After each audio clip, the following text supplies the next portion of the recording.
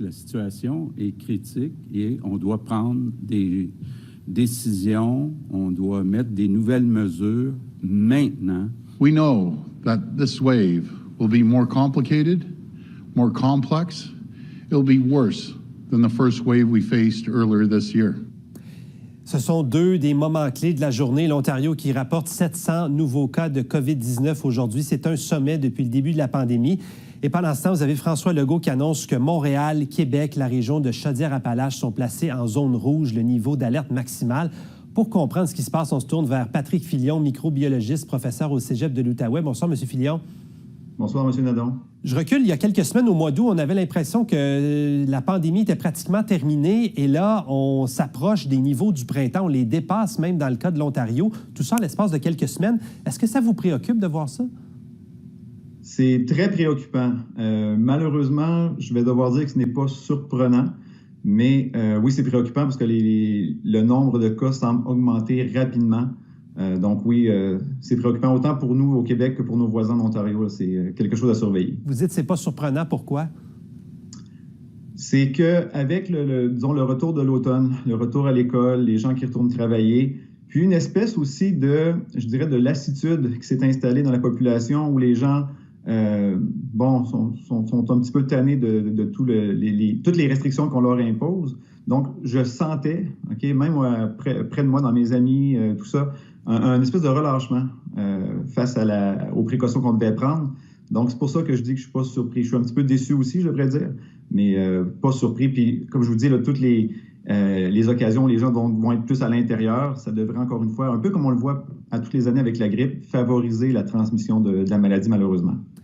Bien des gens soulèvent que cette deuxième vague ne sera pas pareille que la première vague. On va regarder un graphique intéressant. Il y a beaucoup d'augmentation de cas, mais il n'y a pas d'augmentation marquée des hospitalisations, en tout cas en ce moment. C'est la même chose en Ontario et au Québec. Ça, c'est le graphique québécois. On était à peu près 2000 personnes hospitalisées au printemps. Là, on est à peine à 200. Comment est-ce qu'on explique ça? Est-ce que ça veut dire que c'est moins grave pour le moment?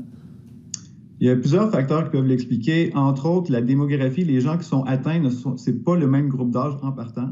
On voit que c'est plus souvent les jeunes, on va dire, de 18 à 40 ans qui sont atteints. Donc, ces personnes-là, généralement, vont avoir des symptômes qui sont moins sévères. Donc, ils vont peut-être nécessiter moins de soins hospitaliers, puis, on l'espère, pas de soins intensifs.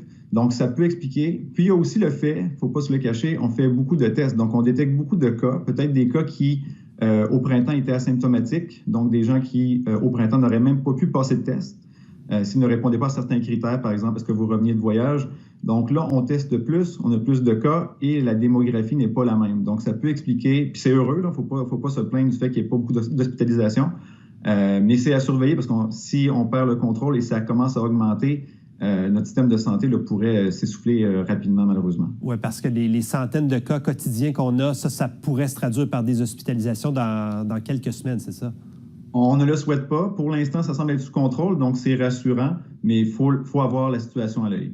Aujourd'hui, le gouvernement du Québec opte pour un reconfinement partiel, ce qu'on n'a pas voulu faire encore en Ontario, mais bon, fermeture des bars, des salles à manger, des restaurants dans les régions Montréal, Québec notamment. Est-ce que c'est la bonne solution, selon vous, pour freiner la propagation? C'est une des solutions qui peut être prise. Peut-être qu'on n'a pas le choix d'y aller avec des options comme celle-là. Parce que peut-être juste se fier sur la bonne volonté des gens, des fois, ça peut ne pas être suffisant, mais au moins, on y va progressivement. Donc, fermeture du moins des salles à manger, des bars. Donc, on va essayer de couper, dans le fond, les lieux de rassemblement. Puis couper les lieux de rassemblement, peut-être justement de la démographie, là, les jeunes qui s'y rassemblent à ces endroits-là. Puis limiter aussi le nombre de personnes par habitation. Là. Donc, on ne veut pas que les gens quittent les bars et les restaurants pour aller faire ça chez eux. Donc, il faut surveiller ces situations-là aussi. Mais oui, c'est des bonnes choses à faire dans les circonstances si on veut limiter l'augmentation du nombre de cas dans ces régions-là surtout. Et vous parliez de la lassitude qui s'est installée. Est-ce que c'est le genre de déclic dont on a besoin, même dans une région qui n'est pas encore au rouge? Je pense à l'Outaouais, je pense à la région d'Ottawa où il n'y a pas encore de restrictions. Est-ce que c'est le petit signal d'alarme dont on a peut-être besoin pour se rendre compte que c'est du sérieux, tout ça? Bien, oui, j'ose espérer que les gens vont reprendre la situation au sérieux parce qu'en ayant eu un été où le nombre de cas diminuait, On a peut-être commencé à croire que la situation là, allait passer, que le virus allait disparaître, mais ce n'est pas le cas. Et là, on le voit, on le constate. Dans d'autres régions du Québec, en Ontario aussi, le nombre de cas augmente. Donc, puis on le voit en Outaouais, on a quand même plus de cas par jour que ce qu'on a vu au printemps. L'Outaouais ayant été quand même relativement épargné au printemps, là, je dis ça avec toute réserve, là. Mais faut qu'il y ait un déclic au sein de la population pour se dire, OK, on ne veut pas se rendre là, on ne veut pas atteindre le niveau rouge où les bars, les restaurants se ferment complètement. Il y a des gens qui dépendent de ces endroits-là pour leur travail, pour leurs revenus. Donc, on veut protéger tout le monde. Donc, agissons de façon responsable pour éviter que nous aussi, on passe à l'alerte rouge. Vous êtes enseignant, je sais que vous avez aussi des enfants à l'école. Êtes-vous d'accord avec la décision de garder à tout prix les lieux d'enseignement ouverts, même si les cas, là aussi, se multiplient? C'est très délicat comme question. Encore une fois, les jeunes enfants moins affectés par le virus, on veut le plus possible leur donner la chance d'aller à l'école, d'apprendre, de s'épanouir, de faire leurs activités sportives, d'art, etc. Donc, il y a l'aspect psychologique aussi là, dont il faut tenir compte. C'est sûr que ça peut devenir un vecteur de transmission, mais pour l'instant, ça ne semble pas être le principal cas de transmission. Donc, si on voyait, par exemple, que dans les écoles, il y avait des éclosions majeures, que ça se transmettait dans les familles, chez les adultes, etc., peut-être que ce serait une option à envisager, mais pour l'instant, ça ne semble pas être l'endroit principal où la transmission se fait. Donc, pour l'instant, c'est peut-être une bonne chose de garder les écoles ouvertes, mais d'être vigilant, puis de surveiller le nombre de cas, de retirer les enfants qui pourraient être positifs, parce qu'on le voit, il y a des cas positifs dans quelques écoles de la région, puis il y en aura d'autres, on ne se le cachera pas.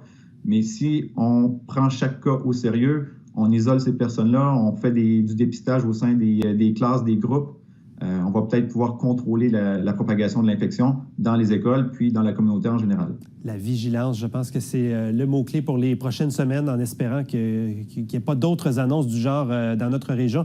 Patrick Filion, très intéressant comme toujours. Merci d'avoir été avec nous. Ça m'a fait plaisir. Bonne soirée.